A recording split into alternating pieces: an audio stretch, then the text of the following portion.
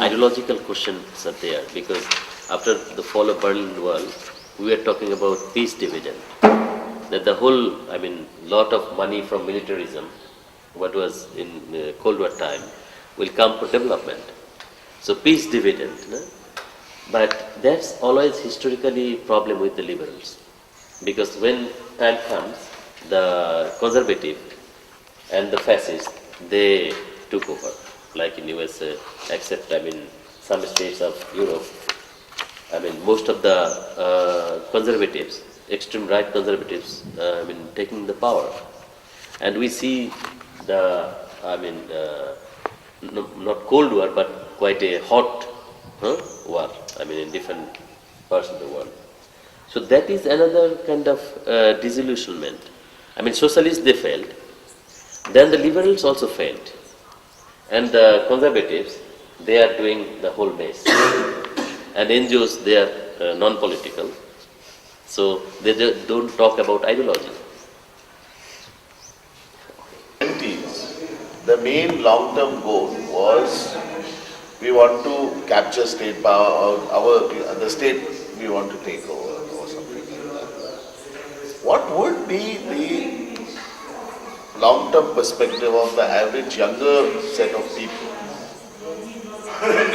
in these macro sense? What is their perspective? I would like to understand that. Whether there is any of that. Why this is important is because we are just presuming that there was one earlier long-term perspective, we have lost it, and we have to look out for a new one or whatever. Correct? So if we can just define from the younger lot, now what would be the perspective? There are some writings and things that we have tried to put them into different compartments. One is postmodern, one is modern, this thing, that thing, these kind of various. One is the traditionalist approach, Gandhian, or whatever. These various types of understandings are there. One is the environmental approach, the other is the women, somebody spoke about peace. So what are these larger perspectives? That is number one. And if there are many different types of perspectives, how do they fit into each other? How do they mesh with each other? That would be my second question. That means where are we as far as all these other various, women's movement where it is going, peace movement where it is going, the environmental movement where it is going, then the new economics movement where it is going, the post-neoliberal kind of, then this post-modernist societies, what are they?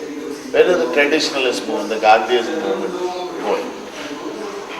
These are some questions that I would like to ask to get information from. Where can we get this type of? The long-term perspective, what do the young today speak of? When we speak of what we speak in 20 years down the line, or 10 years, between 10 to 20 years down the line, we feel that we want to create an environment. We want to create an environment where people can deliberate and decide upon the choices they want for their own development. That is deliberate.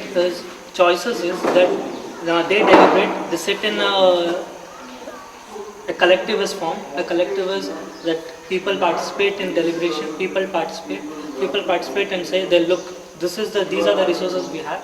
Come on, we have our resources. This is the manpower we have. This is the natural resources we have, and this is what we're going to do in the next 5 years. This is our strategic plan.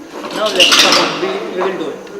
This is what the people will decide, and then later on, the choices is that an equitable distribution of choices. That is, the person will have enough allocation of resources according to what his and her abilities are, not according to the traditional view where everybody will be allocated with the resources. There will be some kind of quotas for where a person will be given so, the person will be given so. Nothing like that. There will be a place where there will be an equitable distribution of resources, but it is the decision. It is the responsibility of a of the civil society or the government to prepare people to be on that equitable level. It's not that we say equity and people are not taken up to that equitable level. That is done, and then they are informed choices have to be given. That is informed choices that they know what their rights are, they know what their duties are, they know what their responsibilities are. But the question is, why do you want to do all this? I feel now we are looking at the whole situation. What I feel that we lost, and the political elites also lost the governance, the power, and the liberal marketization, neoliberal marketization take over all the things. So now I feel that we want to bring back the politics, at least for our development agendas. I feel that we need to emphasize the state and its power over all the MNCs or all the neoliberal agendas. But I think, So may I say one thing? Emphasize the state. yeah. We don't want a weak state telling, we want to create a state which has potent citizens telling the state that look, we are not important people who will take things lying down. We want a strong state which is built by strong citizenry, which has all those ingredients that has to be built. We want to create a potent state of potent citizens. Actually, we need to take up the programs, the projects, what is required by the society, that is the current society. And then say, we need to diversify the project a little bit. Say, while we are working for the poverty only, so that is need-based program, a need-based project only. So while we are working the poverty, and then another, say, the crisis happens in the society. So we need to respond to that also.